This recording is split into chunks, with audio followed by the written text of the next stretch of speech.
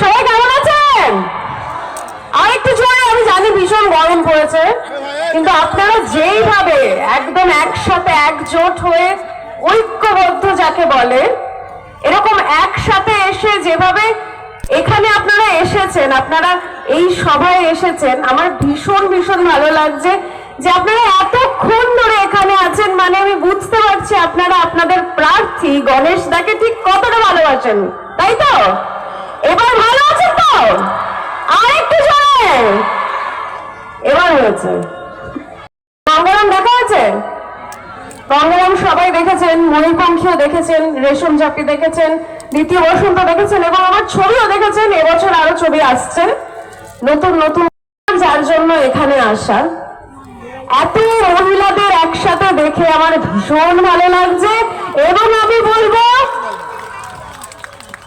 আমাদের দিদি, যিনি সুতরাং নেত্রী, এবং উনি জানি না এটা সারপ্রাইজ থাক, তাই তো?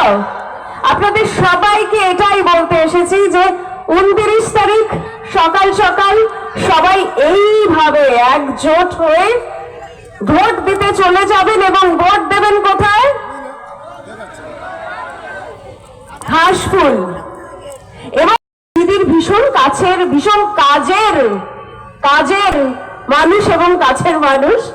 তাই সবাইকে বলবো আপনারা যেভাবে সঙ্গে আছেন গণেশ দার, সেভাবেই পাশে থাকুন, যাতে গণেশ দা আরো ভালো ভালো উন্নয়ন করতে পারে, আরো ভালো ভালো কাজ করতে পারে, এভাবেই এগিয়ে যেতে পারে এবং দিদির সঙ্গে দিদির হাত আরো শক্ত করতে পারে। আর সবার শেষে কি বলবো? জয় বাংলা, জয় বাংলা, জয় বাংলা। Thank you.